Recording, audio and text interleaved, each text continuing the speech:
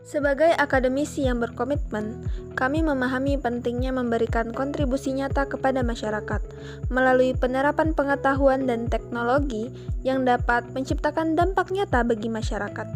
Bagaimanapun, pendidikan dan implementasi ini memerlukan kerjasama dan partisipasi aktif dari semua pihak, baik itu dosen, institusi pendidikan, mahasiswa, maupun pemerintah. Dosen Fakultas Ilmu Sosial dan Ilmu Politik Universitas Maritim Raja Ali Haji pada Kamis tanggal 1 Agustus 2024. Pengabdian kepada masyarakat atau PKM melalui penguatan kapasitas kelembagaan Desa Kuala Sempang, Kecamatan Seri Kuala Lobam, Kabupaten Bintan. Pada kegiatan ini dilaksanakan di kantor Desa Kuala Sempang yang merupakan salah satu desa yang ada di Kecamatan Seri Kuala Lobam, Kabupaten Bintan, Provinsi Kepulauan Riau.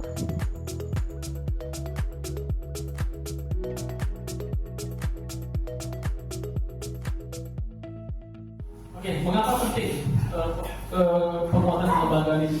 Yaitu adalah untuk mendorong berkelanjutan desa. Kemudian kami lebih kepada pendekatan governansi komunitas, yaitu di mana Bapak Ibu merupakan pemangku kepentingan yang kalau tidak Bapak Ibu memang desa ini jangan berjalan dengan maksimal, sehingga kita harus menyamakan persepsi tentang posisi Bapak Ibu di lembaga desa masing-masing saat ini, yaitu RT, RW, LPM, Karang Taruna, dan lain-lain. Termasuk juga di BUMDes juga. Ini nanti direvisi, selain juga ada Karang Taruna, juga ada kelompok sadar wisata, Pokdarwis, ya.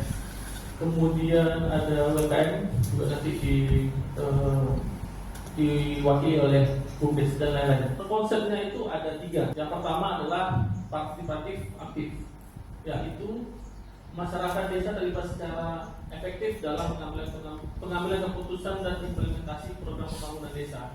Lebih simpelnya, salah satunya menggunakan dana desa.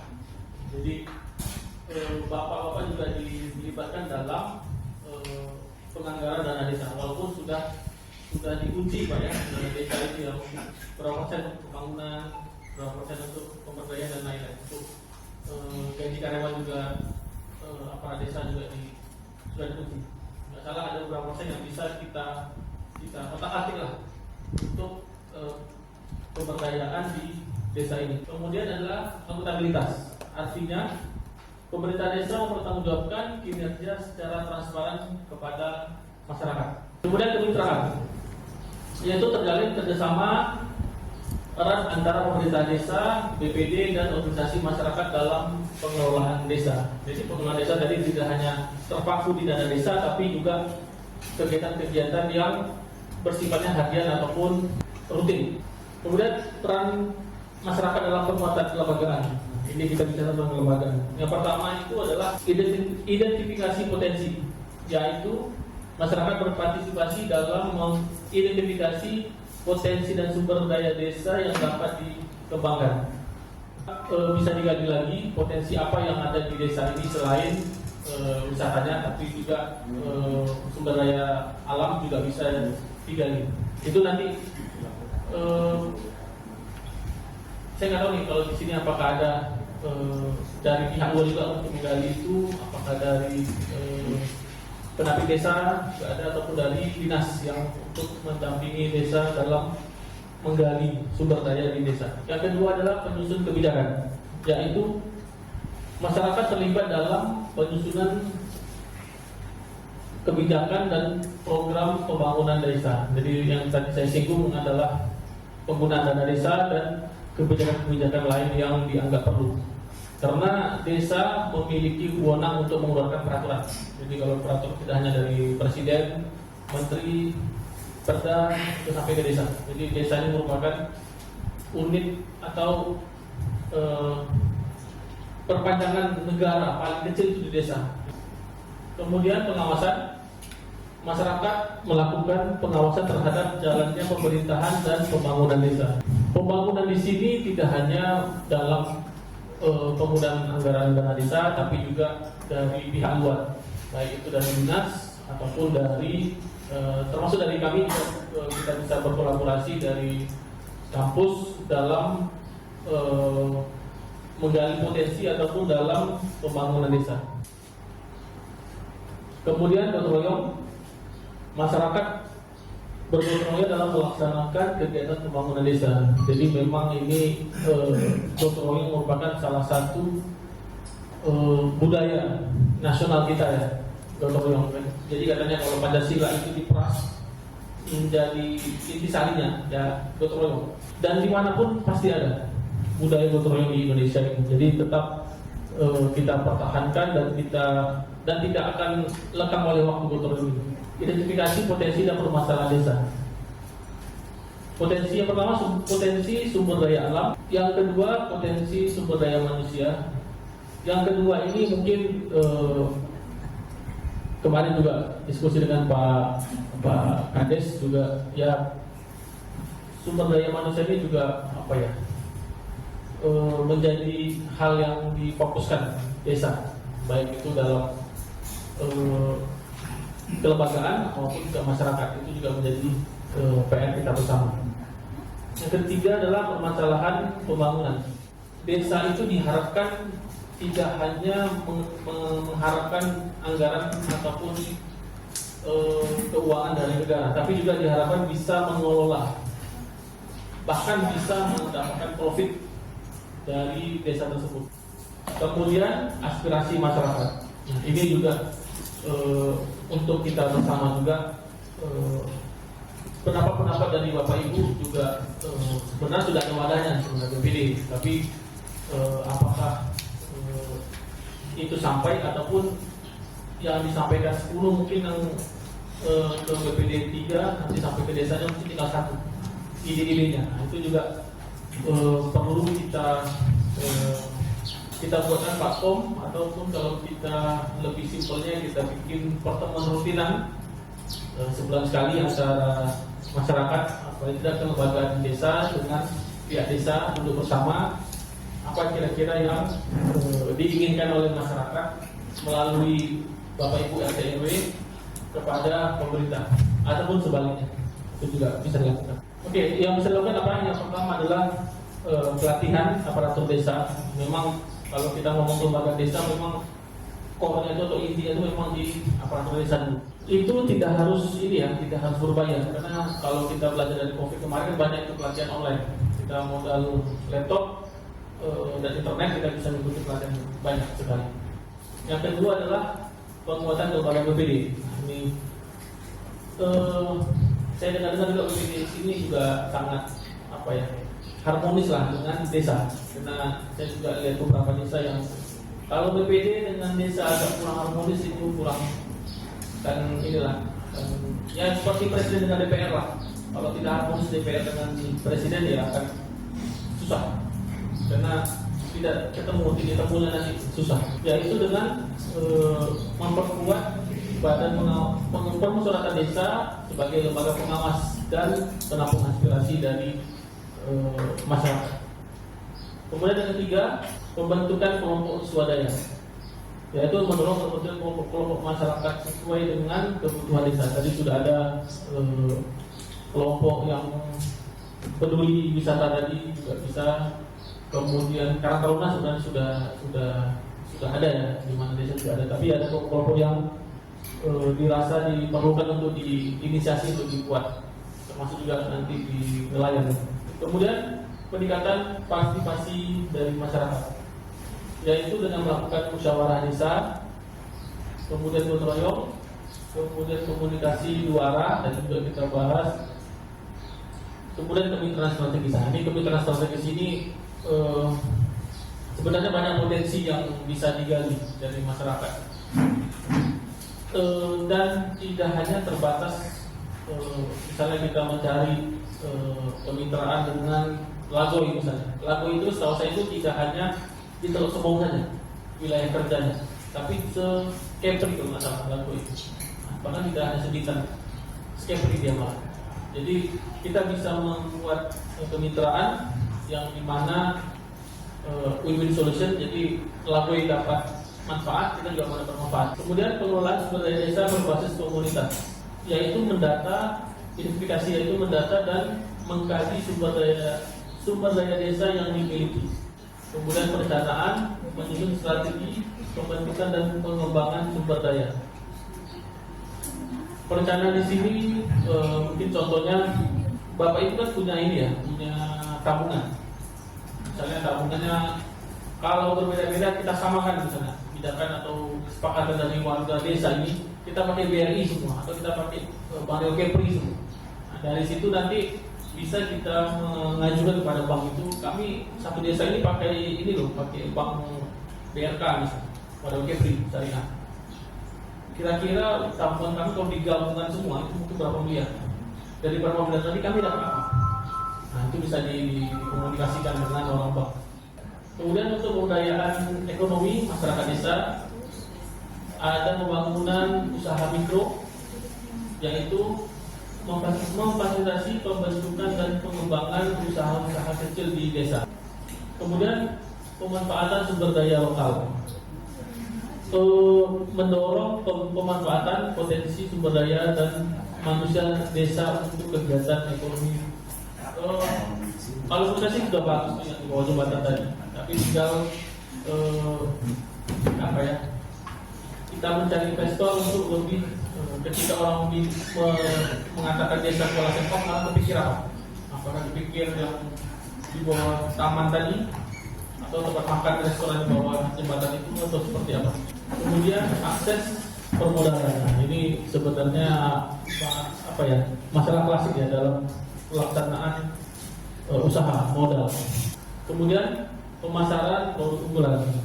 Saya juga sempat ada penelitian di Lagoy. Di Lagoy itu juga mereka sudah membuka stand di Lagoy Plaza. Itu juga ada stand di Sabtu Minggu katanya. Itu disediakan kepada masyarakat untuk meletakkan hasil jajanan ataupun produk UMKM dari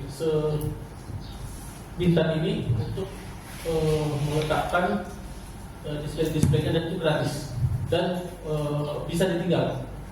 Jadi kalau tidak ada waktu boleh tinggal, ataupun kalau ada waktu boleh tinggal di sana, sehingga nanti yang membeli itu bisa kita jelaskan ini keripik apa, bagaimana cara membuatnya, itu lebih bagus lagi sih. Kemudian monitoring dan evaluasi penguatan kelembagaan, yaitu yang pertama indikator kinerja, menetapkan indikator untuk mengukur keberhasilan program penguatan kelembagaan. Nah, ini kita harus tahu apa indikator ataupun bagaimana kita tahu ini berhasil atau tidak. Yang kedua adalah mengumpulkan data. Ini memang agak sedikit ribet ya kalau kita data ini. Kita harus mencatat. Nanti dari data tadi kita olah lagi sebenarnya. Walaupun sebenarnya kita sudah ada teknologi pakai laptop, pakai Excel atau yang lain, bisa pakai aplikasi. Handphone juga ada aplikasi untuk pencatatan yang simple. Kemudian analisis dan evaluasi dari data tadi, kira-kira penjualan mana yang paling banyak diminati pada hari apa, itu bisa dilihat dalam analisis data tadi. Kemudian perbaikan dan peningkatan. Setelah kita tahu di mana kita kekurangannya, kita perbaikan dan kita lakukan peningkatan. Oke, kesimpulannya adalah yang pertama adalah pentingnya governansi komunitas, yaitu pendekatan governansi komunitas yang sangat penting dalam memperkuat kelembagaan desa secara berkelanjutan. Jadi governansi ini sebenarnya bukan bukan kebayang kita adalah ini harus pemerintah. Padahal tidak, governansi itu adalah tata kelola. Tata kelola itu bisa kita lakukan tidak hanya menunggu dari pemerintah, tapi juga dari diri kita sendiri. Yang kedua adalah peran aktif masyarakat. Memang kalau kita bicara tentang peran aktif ini, setiap kita memiliki kepentingan dan keinginan ataupun harapan yang berbeda-beda. Nah, makanya untuk mewadahi tadi kita harus satu suara. Mungkin bapak-bapak pengennya saya pengen desa ini arahnya ke sini, tapi ada bapak lain pengen arahnya ke sini. Nah, itu yang memang harus kita dudukkan dan mungkin kita giliran saja, mungkin tahun ini ke sini, tahun depan ke sini, sehingga tidak ada yang merasa ditinggalkan atau merasa dikucilkan. Yang ketiga adalah integritas program, integrasi program. Artinya program itu tidak berdiri sendiri, tapi juga bisa saling kolaborasi. Misalnya tadi kelompok tentang pariwisata bisa kolaborasi dengan di bagian perikanan. Mungkin apa yang didapat dari kelompok-kelompok di nelayan bisa dijual langsung atau melalui restoran tadi yang di bawah jembatan tadi, sehingga saling kolaborasi antara kelompok-kelompok yang ada di desa. Kemudian komitmen dari pemerintah daerah. Nah, ini pemerintah daerah ini sangat luas ya, tidak hanya kepala pemerintah desa ya, tapi juga dari tingkat Bintan, Kepri maupun sampai ke tingkat nasional di negara. Oke, mungkin itu saja Bapak Ibu. Nanti kita setelah ini ada diskusi tentang apa yang kita sharingkan bersama. Tapi sebelumnya nanti diajukan oleh Ibu Tia untuk menyampaikan materi.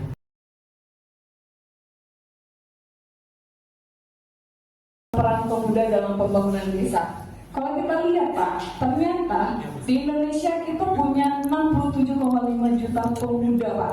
Saat ini perannya pemuda itu juga membantu pengembangan desa. Kenapa saya bilang? Karena pemuda ini calon yang menggantikannya Pak Suseno ya, Pak Sekdes dan lain-lain.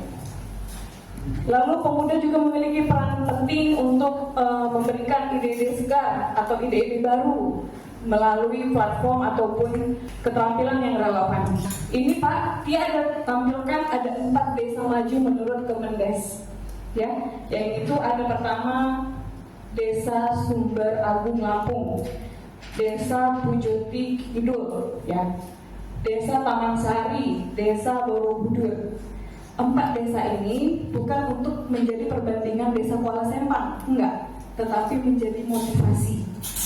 Ya, mungkin kedepannya desa Kuala Sempang menjadi nomor 1 di Bintan atau bisa jadi di Kepri. Ada beberapa ide yang setelah kami kaji, apa yang bisa pemuda berikan untuk pembangunan desa. Yang pertama itu adalah inovasi dan teknologi. Fungsinya apa? Pemuda bisa memberikan pengembangan aplikasi desa, mungkin dari profil, ya. Semalam saya masih cek profil desanya sudah ada, tapi mungkin ada error dan pengembangan sistem dan lain-lainnya. Lalu ada transparansi dan efisien untuk mengupdate apa saja desa yang sudah dibuat. Lalu ada media sosial dan kampanye digital. Ini yang sedang marak dilakukan Pak. Kalau mungkin saya boleh bicara tentang pilkada, ya, saat ini hampir semua Gen Z menguasai kampanye politik, mendukung ini, berasumsi ini, beropini ini dari platform digital. Saya ada contoh Pak, beliau ini Rahul Pramudi. Rahul Pramudi ini putra daerah dari Kabupaten Lingga. Beliau giat mempromosikan desa Resun di Kabupaten Lingga. Sampai akhirnya pada sebulan yang lalu beliau diundang salah satu TV swasta di Malaysia. Karena apa? Karena giat mempromosikan budaya, lingkungan kampung halamannya, yang mana turis-turis itu tertarik membahas isu-isu sejarah Melayu.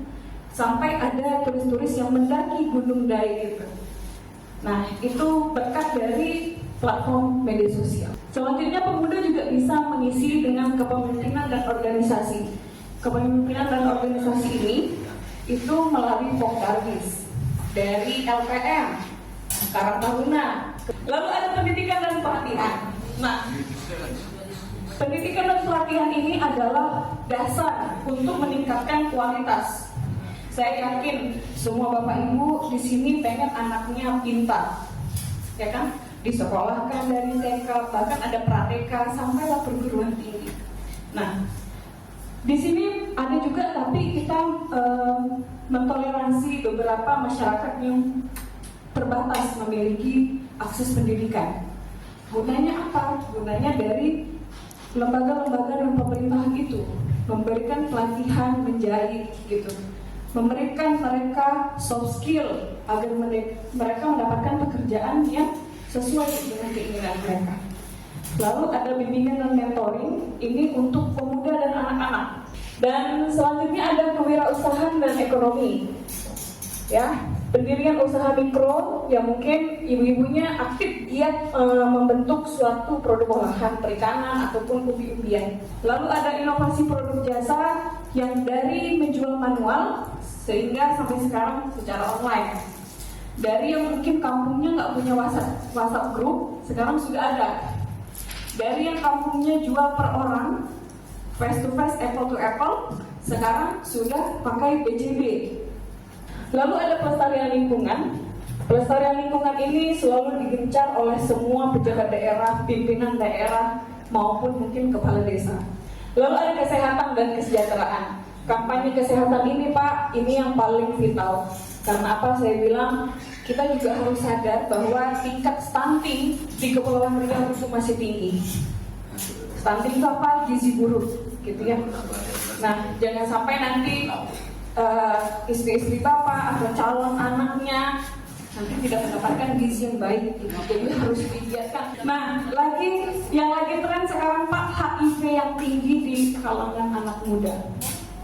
Jadi saya harap kedatangan dia di sini, bapak-bapak bisa menyampaikan ke cucu, ke anak, ke calon mantu, gitu ya. Hati-hati ketika berteman, hati-hati ketika membuang air di public area, gitu ya. Dilihat bersih apa enggak, karena HIV di Tanjung Pinang itu juga tinggi, di Indonesia juga lebih tinggi, ya. Jadi karena apa? Karena pergaulan yang tidak senonoh, ya.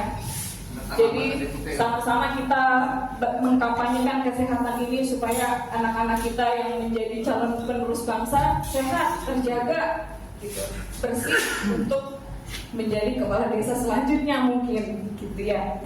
Lalu ada aktivitas fisik dan olahraga. Ini saya rasa semua desa sering membuat kegiatan poli, gitu kan? Ini juga mungkin dilakukan lomba antar kabupaten Bintan, gitu ya. Lebih giat pemudanya aktif dalam kegiatan olahraga. Lalu ada seni dan budaya. Saya rasa kalau kita di FEPRI ini selalu giat mempromosikan, ayo kita lestarikan Melayu, ayo kita lestarikan adat istiadat. Lalu ada kreativitas seni, yang mana ini menyampaikan pesan sosial. Ketika Kuala Sempang nanti membuat suatu gelaran seni atau pentas seni, saya yakin banyak orang yang dilibatkan dalam kegiatan itu. Dari yang muda, yang orang tua, serta yang lebih dewasa, bahkan anak-anak. Artinya itu memperkokoh rasa kepemilikan yang ada di Kuala Sempang, gitu. Lalu ada partisipasi dalam pemerintah desa. Ini seperti kita Pak, seperti kita melakukan dialog interaktif sekarang. Lalu perwakilan pemuda mungkin bisa bapak-bapak mewakilkan pemuda-pemuda yang aktif ya untuk studi banding mungkin karakter mana ya yang aktif. Ayo kita ambil adopsi program-programnya, kita implementasikan di desa kita, begitu. Selanjutnya ini jaringan kolaborasi sama seperti Visip Umrah dan Kuala Sempang. Lalu ada pengawasan dan evaluasi. Pengawasan dan evaluasi ini seperti Visip Umrah turun ke Kabupaten Lingga tahun lalu tentang pengawasan keuangan desa. Jadi semua perangkat desa, BPD kami beri pelatihan untuk melihat RAB dan lain-lain. Begitu. Lalu ada advokasi dan aktivisme, ini tentang giat memberikan isu-isu sosial. Mungkin ada beberapa pemuda yang sangat aktif di Kuala Sempang. Ayo tunjukkan dia di depan Pak, berikan dia ruang untuk di depan layar, untuk dia bisa memberikan ide inovatif supaya apa? Supaya ada spotlight, ya, atau ada kalau sekarang influencer bahasanya, ya, ada yang dikenal desa Kuala Sempang itu ada influencernya ini, gitu. Tarik dia sebagai duta desanya, supaya dia juga menjadi bisa bisa mencontohi atau dicontohi sama pemuda-pemuda lainnya.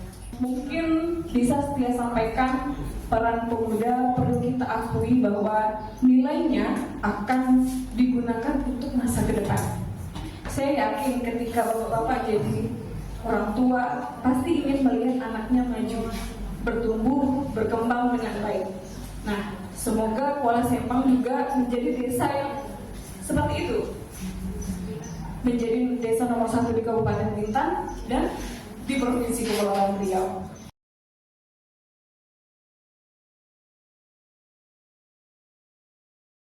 Jadi Pak mungkin sedikit menanggapi dan juga nanti harapan ke depan. Mungkin sedikit menanggapi daripada narasumber yang pertama, Bapak Dasri Pak. Mungkin daripada sekian banyak yang Bapak sampaikan, berapa banyak mungkin saya tak ingat satu persatu Pak. Cuma sedikit ingin menyampaikan bahwa daripada sekian banyak yang Bapak sampaikan itu tadi, mungkin di Desa Kuala Simpang sudah melaksanakan itu. Mungkin hasilnya yang belum maksimal. Saya seperti itu tak kasih Pak. Mungkin sebahagian dah ada yang dilaksanakan, dikerjakan. Maksud kami juga, saya sendiri selaku BPD mungkin perannya ya belum maksimal lah. Nanti mungkin dah ada dilaksanakan, dikerjakan sesuai dengan kapasiti kita masing-masing. Kemudian untuk moderator yang kedua, Bu Tia. Ini sangat bagus Bu, berbicara masalah kepemudaan. Cuma harapan saya ke depan, kalau tema seperti ini itu sebagusnya yang hadir itu adalah pemuda-pemuda. Tapi seperti saya sampaikan tadi, rupanya yang hadir ini bukan lagi pemuda-pemuda, semua orang tua-tua.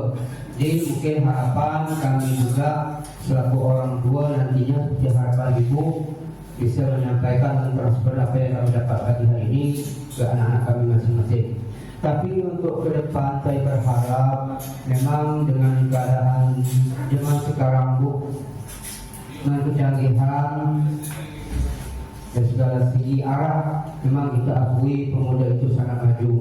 Tapi juga tidak kurang banyak pengaruh yang sedikit negatif daripada perkembangan kemajuan itu sendiri.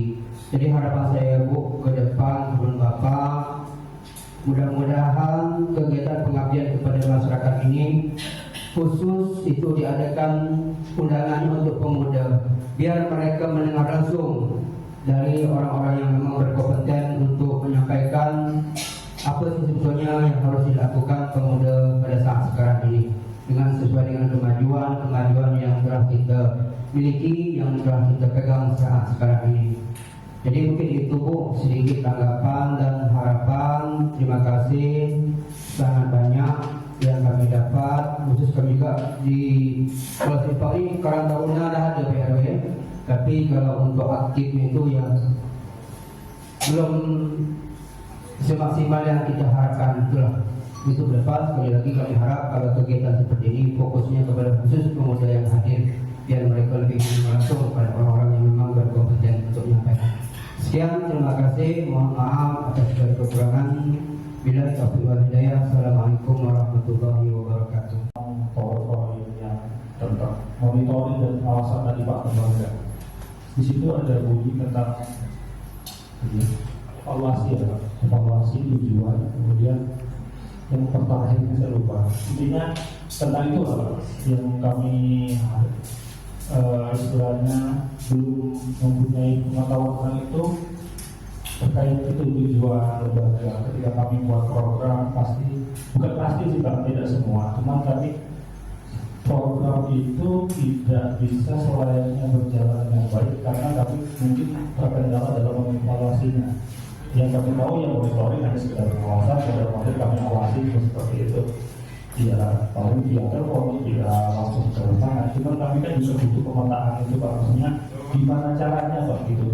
Apa yang bisa kami buat ketika lembaga itu start, dan seperti apa contoh untuk kita mengevaluasinya, kita tahu titik lemahnya di mana, apa yang kurang pada lembaga itu. Nah seperti itu Pak. Karena kalau kayak tadi kita bahas tentang Karang Taruna, kenapa Karang Taruna itu vakum? Tentu kan kami harus butuh data-data, tapi yang berkaitan data tadi.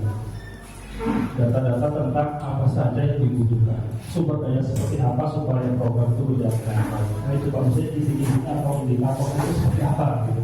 Gitu Pak, mungkin sekian dari saya Pak. Kalau mengenai itu kan monitoring dan evaluasi Pak. Memang tadi untuk kita mengevaluasi, memang kita perlu data. Jadi data di sini ya kita itu raw data mentah. Misalnya siapa saja anggotanya, tahun berapa, kenapa dia vakum, program apa yang sudah dibuat yang sebelum-sebelumnya. Itu kan vakum. Vakum itu kenapa? Apakah karena masalah anggaran tidak ada, ataupun tidak ada orang yang aktif lagi? Yang aktif sudah tidak remaja lagi, mungkin sudah keluar daerah, bekerja dan lain-lain. Kemudian yang sebagai inisiatornya atau kepalanya itu yang pindah, yang lain tidak ada regenerasi, kaderisasi. Jadi seharusnya organisasi itu ada kaderisasi. Jadi ketika ketuanya tidak ada yang mewakili, ataupun kalau sudah habis periodenya ada yang menggantikannya. Jadi itu yang perlu kita lihat. Yang pertama mungkin kaderisasi Pak, untuk yang koordinasi. Jadi jangan menyandarkan lembaga itu pada satu orang, karena itu bahaya. Kalau satu orang itu tidak ada, selesai lembaganya.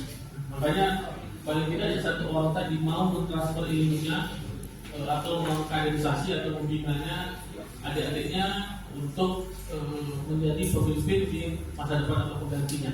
Itu yang bisa dilakukan. Kemudian setelah di data ada evaluasi, kemudian tidak lanjutnya apa RTL itu istilah kami, rencana tidak lanjutnya apa yang perlu kita lakukan yang tetap terukur dan rasional, tidak muluk-muluk. Misalnya kalau anggaran sedikit ya kalau muluk-muluk mungkin anggaran besar, apa kegiatan yang besar, tapi ada saja. Kemudian juga harus kreatif di sini ya. Kalau misalnya terkendala oleh anggaran misalnya, karena paling banyak itu masalahnya, mulai saya angkat masalah anggaran tadi, jadi kita bisa cari kolaborasi dengan teman-teman di luar ataupun dengan jejaring-jejaring yang kita miliki, baik itu tidak hanya terpaku di pengurus Karang Taruna, tapi juga bapak ibu yang lain juga bisa memberikan masukan. Ada loh teman saya di sini bisa coba hubungi, bisa jadi nanti bisa membantu. Mungkin dari saya itu, mungkin dari dia ada teman. Kalau terkait Karang Taruna Pak, ini memang lembaga yang dibilang sulit, tidak sulit, dibilang mudah juga tak mudah. Karena itu memang tempat yang harus sukarela. Kalau dibilang Karang Tarunanya ada uang, nggak ada uang. Itu kita transfer tenaga, memberi buah pikir, karena memang tidak digaji. Gitu. Jadi waktu saya melanjutkan S2, akhirnya pengadilan, kalau kamu mau ambil S2 hanya untuk gelar, kami nggak setuju. Jadi gimana gitu? Ambillah S2 itu dan dapatkan ilmu bisa bermanfaat untuk orang-orang sekitar. Gitu rasa saya. Jadi ketika saya punya gelar, saya malah juga Pak nggak bisa apa-apa di kampung, jadinya gitu. Nah, ketika saya sudah selesai, saya ditarik sama pemerintah kantor lurah untuk menjadi sekretaris Karang Taruna. Ternyata memang sulit menggerakkan program di masyarakat. Karena apa? Karena masyarakat kita punya pandangan yang berbeda, ya kan? Punya keterbatasan. Oh, nggak bisa ikut rapat hari ini, bisanya minggu depan. Sampai kapan lah kita bisa ikut yang se-ideal itu? Gitu. Akhirnya Karang Taruna itu juga harus hati-hati Pak, jangan dijadikan sebagai alat politik. Kadang Karang Taruna ini rentan saat pilkada dan pilpres. Karena apa? Karena pemuda. Semua uang masuk dan semua partai bisa mengganti Karang Taruna masuk dalam kelurahan ataupun desa. Jadi buatlah nanti Karang Taruna Pak Bu di Kuala Sempang sebersih mungkin dan seproduktif mungkin Pak Suseno.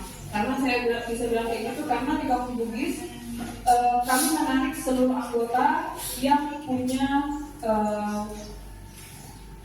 kualifikasi pendidikan, kalau udah SMA, begitu. Dan semuanya memang bekerja, tapi kami ambil backgroundnya ada berbau hukum, jadi kita masukkan dia ke badan hukum, gitu. Ada yang perawat, kita masukin dia ke counseling dan lain-lain, gitu.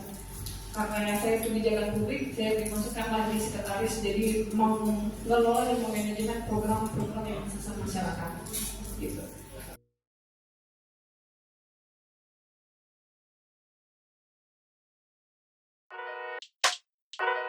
Demikianlah rangkaian kegiatan pengabdian kepada masyarakat yang telah kami laksanakan di Desa Kuala Sempang. Kami berharap program ini memberikan manfaat nyata bagi masyarakat serta dapat menjadi inspirasi untuk terus berkontribusi secara aktif.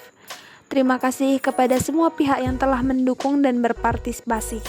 Mari kita terus bersatu dan bekerja sama untuk menciptakan perubahan positif di lingkungan kita. Kamis, 1 Agustus 2024.